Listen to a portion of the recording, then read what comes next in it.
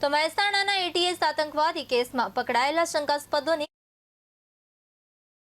ATS દ્વારા પકડાયેલા 10 શંકાસ્પદોના remand પૂર્ણ થતા તેમને કડી કોર્ટમાં રજૂ કરવામાં આવ્યા હતા। કોર્ટની પ્રક્રિયા બાદ તમામને મધ્યસ્થ જેલમાં મોકલવાનો આદેશ આપવામાં આવ્યો છે। અગાઉ સબ જેલમાં મોકલાયેલા 3 શંકાસ્પદોને પણ અમદાવાદની સાબરમતી જેલમાં ખસેડવામાં આવ્યા છે।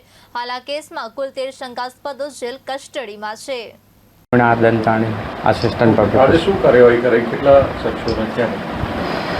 આજે જે તારીખ 16/7/2026 અને 17/7/2026ના રોજ જે 5 અને 5 બીજા દિવસે એમ કુલ 10 આરોપીઓના રિમાન્ડ હતા, જે આજ રોજ પૂરા થયેલા છે અને તેઓને કસ્ટડી સારું વધુ રિમાન્ડની કોઈ માગણી કરેલ ન હોય કસ્ટડી સારું મધ્યસ્થ જેલ અમદાવાદમાં મોકલી આપેલ છે। અગાઉ જે 3 સભ્યો મોકલાયા હતા એમની શું સ્થિતિ?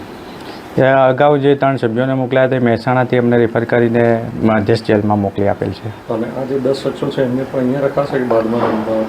ના, અમદાવાદ જ મધ્યસ્થ જેલમાં રખા। હાલ મહેસાણા લઈ? ના, મધ્યસ્થ જેલમાં। મધ્યસ્થ